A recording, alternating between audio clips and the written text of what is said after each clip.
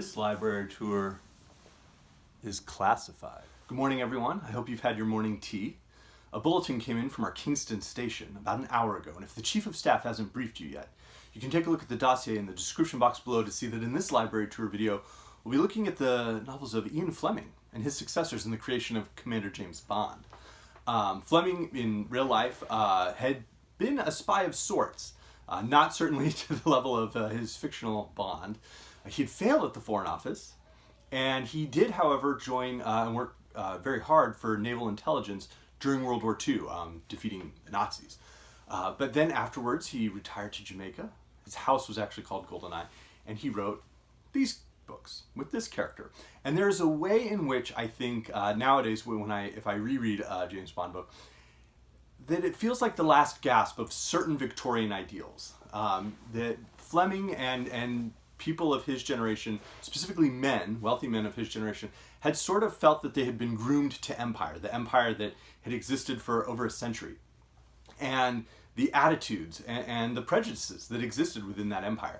And there's a way in which Bond seems to be this last gasp of what if there was a sort of almost King Arthur to come in and rally the flag one more time, rally the crown one more time, and give empire a go. And that's sort of what feels like is happening in Ian Fleming's James Bond novels.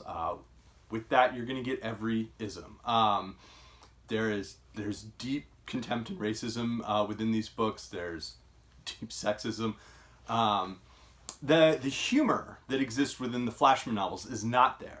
But I want to show everything that's in the library, so I'm going to be showing these. I read most of these when I was in 8th or 9th grade. Penguin Classics has these super duper colorful editions that I'll be showing. But they also were originally published in some really interesting hardcover books. So, let's jump in. Casino Royale, if you saw the film 15 years ago, it's a very close adaptation. The switch was instead of Baccarat in the game, which is not as widely played these days. It was Texas Hold'em poker. But the basic premise of Bond is going to go in and bankrupt Le Chiffre at gambling, and that Vesperlind is his contact, and she's ultimately going to betray him.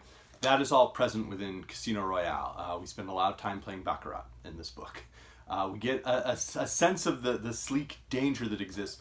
But what's critical is that the Bond films present this humor that is not often present in the books. Bond is very much a killer in the books. He kills people, and he does it with a sense of duty. He doesn't take joy in it, but there's a sense of responsibility and duty that he feels about it, and that it is his job, and that's what he does. So the humor that we often find in the films is absent, but Casino Royale is one of the stronger books. Live and Let Die is... yeah. I love the song by Paul McCartney and Wings. The character Solitaire, introducing this, occult mysticism within, is really interesting. But both the book and the film have, certain prejudices that we're going to find. It is interesting, though, to see Fleming trying to recreate, aspects of the Caribbean, a locale he was very familiar with, but, from living there for many years. And so that's present. The presentation of voodoo in this book is not accurate. One interesting piece would be what happens to Felix Leiter in this book is not in the movie and was used in a later film script. Probably the film that is the worst, the lowest ratio of film to book in the James Bond corpus would be Moonraker. The book is much, much stronger. The film is awful. It suffers from trying to be a Star Wars ripoff. It's just terrible. The book is much more interesting. Hugo Drax is a terrifying villain. It would have been interesting to see Michael Lonsdale get to play this villain. I don't want to spoil what the motivation is, but it's important to note that the Spectre organization that hovers over the Bond books, or the Bond films, is not in the books. So through these first few books, Spectre doesn't exist. In the first couple ones, we have Smersh, which is a Soviet Union KGB arm that's involved in terrorism and spy work. And Le Chiffre works for Smersh. A character in Live and Let Die is a Smersh operative. Smersh is not present in Moonraker. There's a different 20th century villain present here, and it's interesting to see that twist. This is also a book that deals with gambling. We have a great scene involving characters cheating at bridge. I may or may not have learned to play bridge at the age of 13, 14 from reading this book. Diamonds Are Forever, the worst of the James Bond books. It's just terrible. I don't really recommend it. There are diamonds. There's this weird series of scenes set in the western U.S. out in the middle of nowhere. It's kind of camping on Vegas, and I think the movie's quite bad, but the book is truly awful. The best Bond book, From Russia with Love. It does have a really Ian Fleming-esque representation of a human being that is subhumanizing, but this is the best James Bond book. If you were ever going to read one and you weren't sure which one to read, this is the one I recommend. From Russia with Love. It is thrilling. There are scenes, famously in the movie, there's the great scene on the Orient Express, but the scenes that occur in Eastern Europe are absolutely fantastic. The scenes that occur across Europe are fantastic. The presentation of Europe and of the danger that exists across this book is perfect. It actually, the ending to this one feels like the perfect ending to any of the Bond books or Bond films for that matter. I think No Time to Die might have been paying attention. So this is a good one. Dr. No. And so again, we're back in the Caribbean.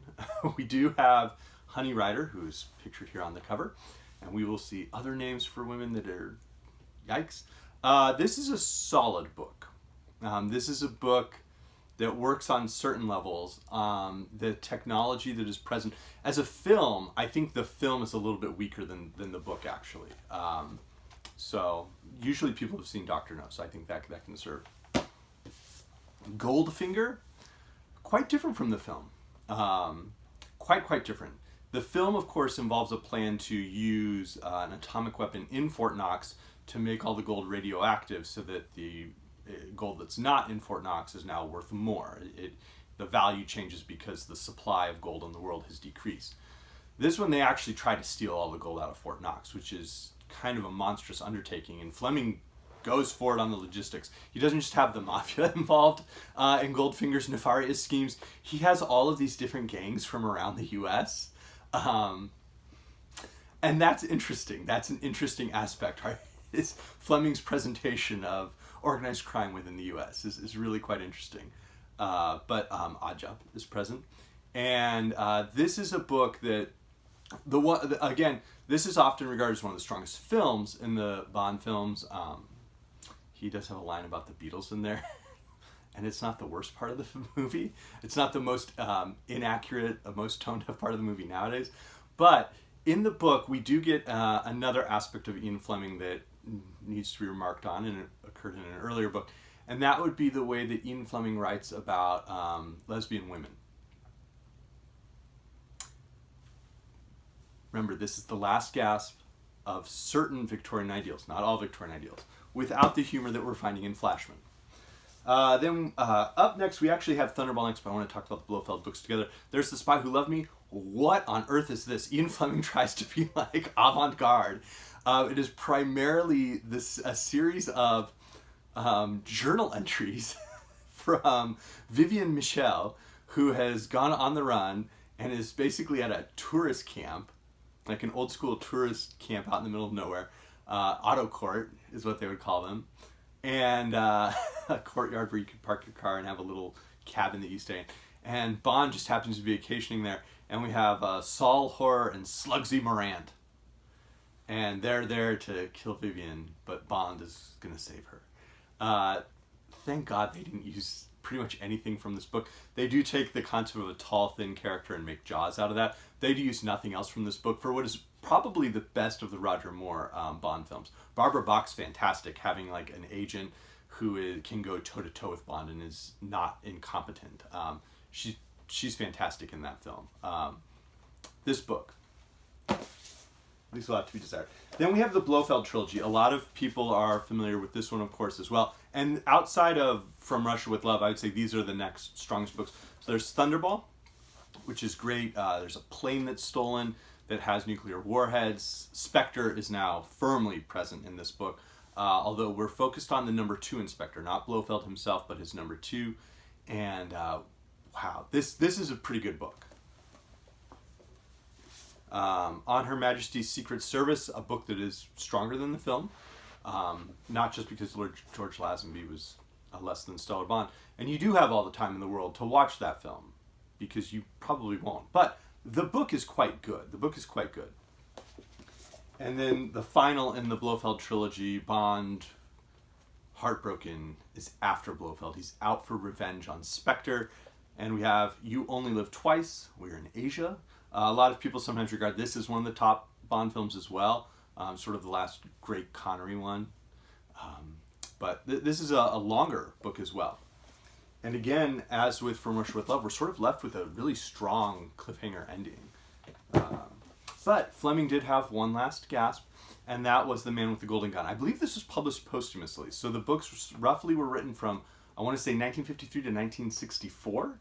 And this book hadn't quite been finished, or was finished but not published, and maybe hadn't had final editing and revision. But Bond is back. And because they can't necessarily trust him, he's been sent on sort of a dangerous mission to kill the man with the golden gun, Paco Scaramanga. The film has Christopher Lee as the man with the golden gun. The film is quite different. And also, because it's in the mid-70s and Bruce Lee had been such a successful movie star, we have a lot of martial arts in The Man with the Golden Gun, the film. Those are not at all present in the book. The book is good. There's a darkness and danger to this book that exists in probably You Only Live Twice and From Russia with Love and Moonraker as sort of the top ones of there's this real sense of danger and urgency. Bond is always a killer, but in those ones, he's a trained killer, and we see that evident in his psychology and his thinking. It's not necessarily pretty, and it's certainly not funny.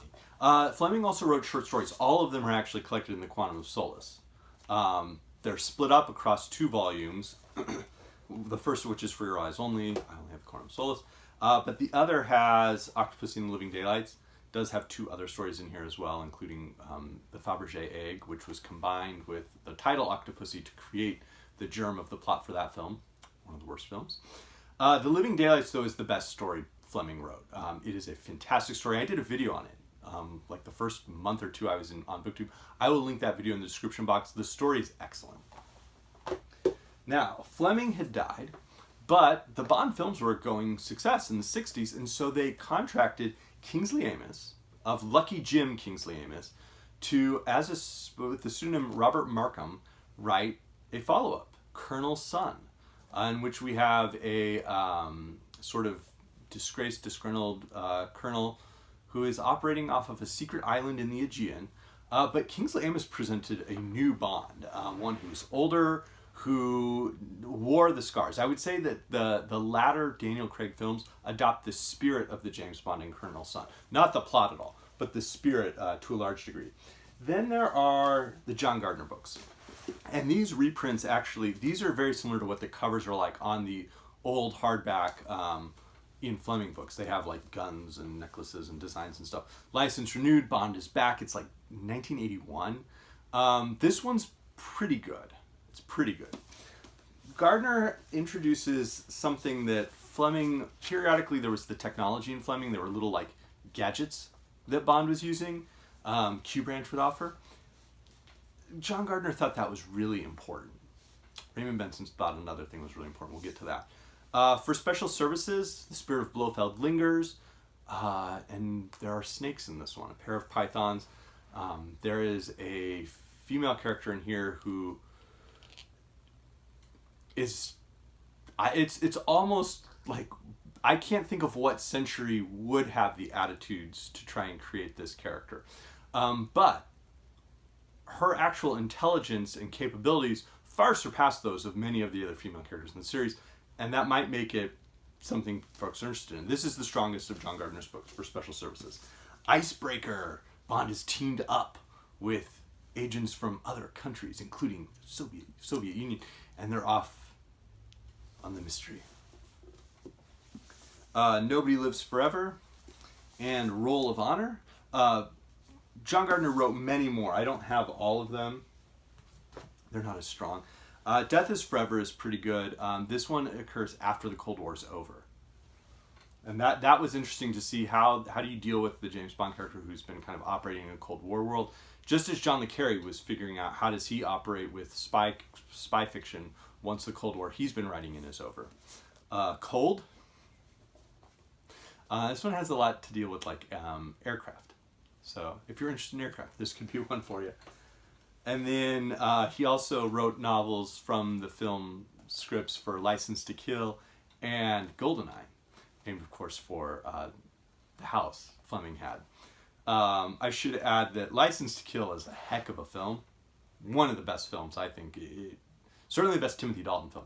It's one of the best films. Probably the most underrated Bond film. But the novel actually uses things that have happened to Felix Leiter in other books to include that in what happens to Felix Leiter in License to Kill. And then there's Raymond Benson, who was writing in the late 90s, early 2000s. He wrote, I want to say 6 novels. I only have the Union Trilogy, High Time to Kill, Doubleshot, Never Dream of Dying. These are okay. I got this for like $3. Raymond Benson picks up on the whole John Gardner weird tech stuff. There's some fascinating technology in here around like spy planes and how you could create like an invisible spy plane. What Raymond Benson also picked up was the weird product placement in the book. I don't know if that was in publishing contracts or something, but it is awkward and weird. And the energy and verve, he has like speed, he has a pace, but there's not that same dangerous urgency that lurked underneath, you know, the very best of the John Gardner books, and certainly the best of the Ian Fleming books. There's not that danger and urgency in the Union Trilogy. But it's a good, interesting, like, big, scary organization plot. So these were the James Bond novels that I own. And I do own them, and I have read them. Some of them I reread. So all the best.